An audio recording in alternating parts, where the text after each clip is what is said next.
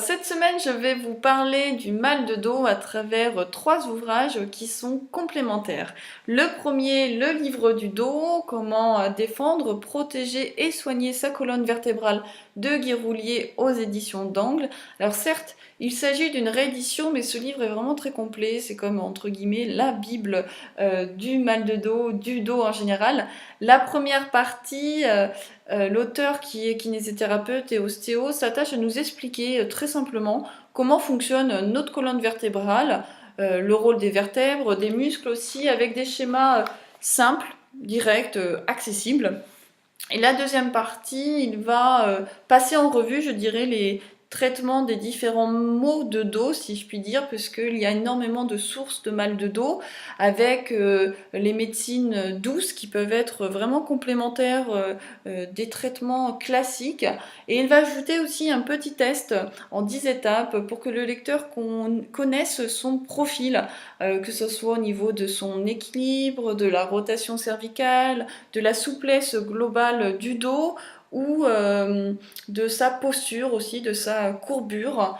C'est très bien fait. Alors c'est vrai, il manque peut-être un petit peu de schéma explicatif, que ce soit pour les tests ou pour les étirements aussi, mais ça nous permet de comprendre de façon globale notre dos, notre colonne vertébrale et d'en prendre soin. Je poursuis avec 6 semaines pour en finir avec le mal de dos de Brigitte Angamard aux éditions Et les bords.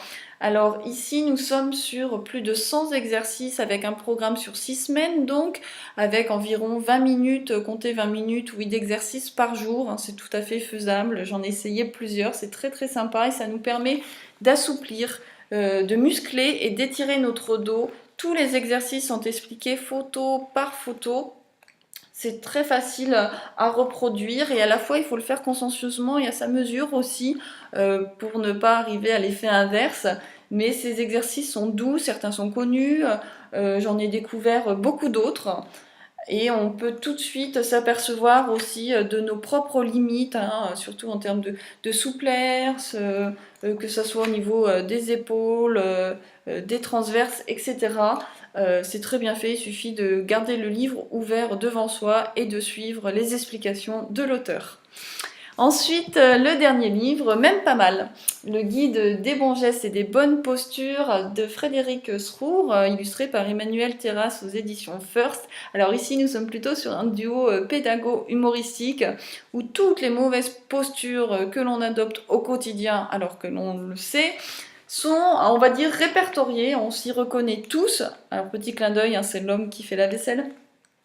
La lessive, que ce soit les tâches ménagères, que ce soit dans nos loisirs, dans nos temps de repos, mais aussi avec les enfants, bébés, nos loisirs, les enfants aussi, en conduisant, etc. Ils nous rappellent, donc ils nous montrent ce que l'on a tendance à faire et les bonnes postures, toujours se baisser, toujours se protéger et avoir cet appui antérieur pour répartir la charge au niveau de notre colonne vertébrale. Pour soi ou à offrir, c'est très très facile, voilà, avec des petits dessins. Sur ce, je vous souhaite bonne lecture et puis surtout, prenez soin de votre dos.